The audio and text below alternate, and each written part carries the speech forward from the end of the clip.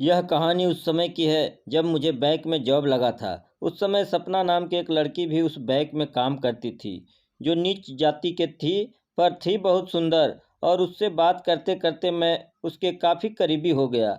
अब यह करीबी कब प्यार में बदल गया मुझे पता ही नहीं चला, और हम दोनों शादी के बारे में सोचने लगे। इसी बीच मेरे मकान मालिक, जिनका नाम पवन, ने कहा, देखो अखिलेश, अगर तुम सपना से शादी करना चाहते हो तो पहले तुम्हें अपने पिता से रजामंदी लेनी पड़ेगी। पवन ने समझाते हुए कहा, शादी में उनकी रजामंदी होना बहुत ज़रूरी है, मगर अंकल, वे इसकी इजाज़त नहीं देंगे। अखिलेश ने इनकार करते हुए कहा, क्यों नहीं देंगे इजाज़त? पवन ने सवाल पूछा, क्या तुम उन्हें समझाओगे नहीं? मैं अपने पिता की आदतों को अच्छी तरह से जानता हूँ, वे कभी नहीं समझेंगे और हमारी इस शादी के लिए इजाज़त भी नहीं देंगे। एक बार फिर इनकार करते हुए अखिलेश बोला, आप उन्हें समझा दें तो अच्छा रहेगा। मेरे समझाने से क्या वे मान जाएंगे? पवन ने पूछा। हाँ अंकल, वे मान जाएंगे। यह कहकर अखिलेश ने गेंद उनके पाले में फेंक दी। अखिलेश पवन के मकान में किराएदार था। उसे अभी बैंक में लगे 3 साल हुए थे। इन 3 सालों में अखिलेश ने किराए के मामले में उन्हें कभी दिक्कत नहीं पहुंचाई थी। एक तरह से उनके घरेलू संबंध हो गए थे। अखिलेश के बैंक में ही सपना काम करती थी, उसे भी बैंक में लगे तकरीबन 2 साल हुए थे। उम्र में वे दोनों बराबर के थे, दोनों कुंवारे थे। दोनों में कब प्यार पनपा पता ही नहीं चला। वे एक दूसरे के कमरे में घंटों बैठे रहते थे। दोनों ही तकरीबन 1000 किलोमीटर दूर से इस शहर में नौकरी करने आए थे। कभी कभी सपना की माँ जरूर उसके पास रहने आ जाती थी। तब सपना माँ से कोई बहाना करके अखिलेश के कमरे में आती थी। पवन यह सब जानते थे। जब सपना घंटों अखिलेश के कमरे में बैठी रहती, तब पवन को लगा कि उन दोनों में प्यार की खिचड़ी पक रही है। एक दिन मौका देखकर उन्होंने अखिलेश से खुलकर बात की। नतीजा यही निकला कि अखिलेश के पिता इस शादी के लिए कभी राजी नहीं होंगे, क्योंकि वह ऊंची जाति का था, जबकि सपना निचली जाति की थी। पवन बोले, ठीक है अखिलेश, अगर तुम सपना से शादी करना चाहते हो तो तुम्हें अपने माता पिता को भरोसे में लेना होगा। मगर अखिलेश इनकार करते हुए बोला, अंकल, वे इस शादी के लिए कभी इजाज़त नहीं देंगे। तब पवन ने कहा था, आखिर वे भी तो इंसान है, कोई जानवर नहीं। तुम उन्हें बुलाओ, अगर वे नहीं आएंगे तो मैं चलूँगा तुम्हारे साथ उनको समझाने। इस तरह पवन बिचौलिया बनने को राजी हो गए। अखिलेश के बुलाने पर पिता कुंदन आ गए, साथ में उनकी पत्नी आराधना भी थी। पवन ने उन्हें अपने घर में इज्जत से बैठाया। कुंदन बोले, बताइए पवन साहब, हमें किस लिए बुलाया है? कुंदन साहब, आपको खास वजह से ही यहाँ बुलाया है। खास वजह? मैं समझा नहीं। कुंदन बोले, जो कुछ कहना है साफ साफ कहें। ठीक है, पर इसके लिए आपको दिल थोड़ा मजबूत करना होगा।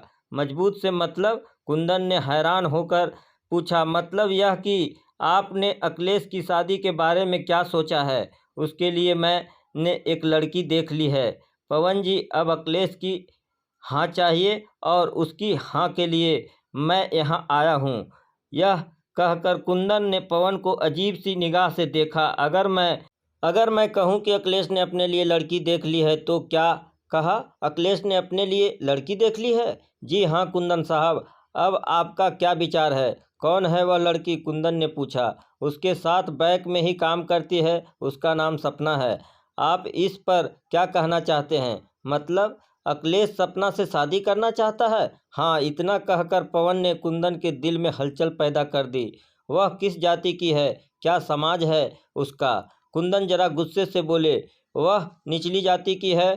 पवन ने बिना किसी लाग लपेट के कहा कि वह एक दलित घर से हैं। मैं यह शादी कभी नहीं होने दूंगा। कुंदन ने गुस्से में साफ मना कर दिया। फिर आगे बोले, अरे पवन जी, शादी ब्याह अपनी ही बिरादरी में होते हैं। हाँ हाँ होते हैं कुंदन जी, मगर आप जिस जमाने की बात कर रहे हैं वह जमाना गुजर गया। यह 21वीं सदी है। हाँ, मैं भी जानता हूँ, मुझे समझाने की कोशिश ना करें। जब आप इतना जानते हैं तब इस शादी के लिए मना क्यों कर रहे हैं? मैं अपने बेटे की गैर बिरादरी में शादी कराकर बिरादरी पर दाग नहीं लगाना चाहता। मैं यह शादी हरगिज नहीं होने दूंगा। पवन मुस्कुराते हुए बोले, तो आप अखिलेश की शादी अपनी ही बिरादरी में करना चाहते हैं? हाँ, क्या आपको शक है? आप अखिलेश से तो पूछ लीजिए। पूछना क्या है, वह मेरा बेटा है, मेरा कहना वह टाल नहीं सकता।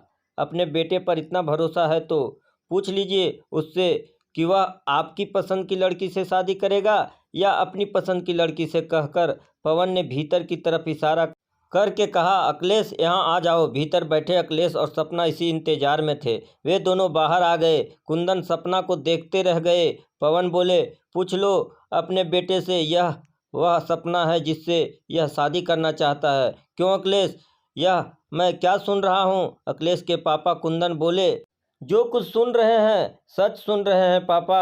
अखिलेश ने कहा, तुम इस सपना से शादी नहीं कर सकते। कुंदन ने कहा, पापा मैं शादी करूंगा तो इससे ही। अखिलेश बोला, मैं तुम्हारी शादी इस लड़की से हरगिज नहीं होने दूंगा। मैं शादी करूंगा तो सिर्फ सपना से ही। ऐसा क्या है जो तुम इसकी रट लगाए हुए हो? सपना मेरा प्यार है। प्यार? 2 से 4 मुलाकातों को तुम प्यार समझ बैठे हो? चिल्लाकर कुंदन बोले, कान खोलकर सुन लो अखिलेश, तुम्हारी शादी वहीं होगी जहां हम चाहेंगे।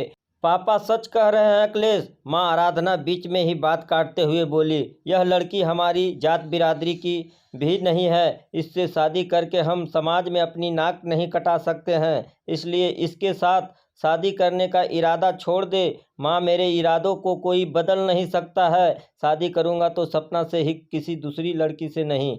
अपना फैसला सुनाकर अखिलेश सपना को लेकर घर से बाहर चला गया। पल भर के सन्नाटे के बाद पवन बोले, अब क्या सोचा है कुंदन साहब?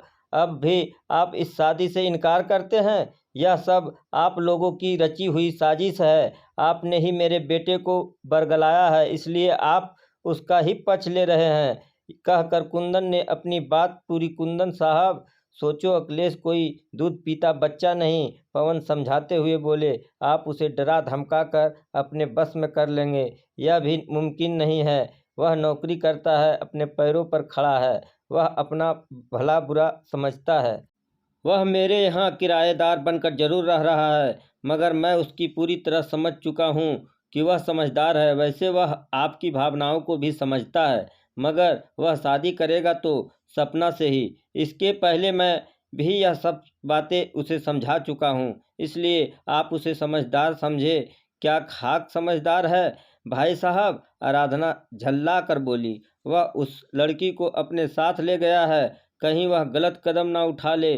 सुनो जी, उसकी शादी वहीं करो जहां हम चाहते हैं। भाभी जी, अखिलेश ऐसा वैसा लड़का नहीं है जो गलत कदम उठा ले। पवन समझाते हुए बोले, कुंदन साहब, अगर आप उस पर दबाव डालकर शादी कर भी देंगे तब वह बहू के साथ वैसा बर्ताव नहीं करेगा जो आप चाहेंगे। दिन रात उनमें कलह मचेगी और आपस में मनमुटाव होगा। अगर आप उनकी मर्जी से शादी नहीं करोगे तब वे कोर्ट में ही शादी कर सकते हैं, क्योंकि कोर्ट उन्हीं का पक्ष लेगा। इसलिए आप सोचिए मत, मेरा कहना मानिए। इनकी शादी आप आगे रहकर करें और पिता की जिम्मेदारी से छुटकारा पा जाएं।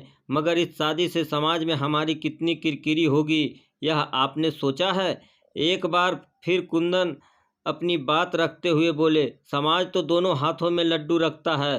थोड़े दिनों तक समाज ताना देकर चुप हो जाएगा। इस बात पर जितना विचार करके गहराई में उतरेंगे उतनी ही तकलीफ उठाएंगे।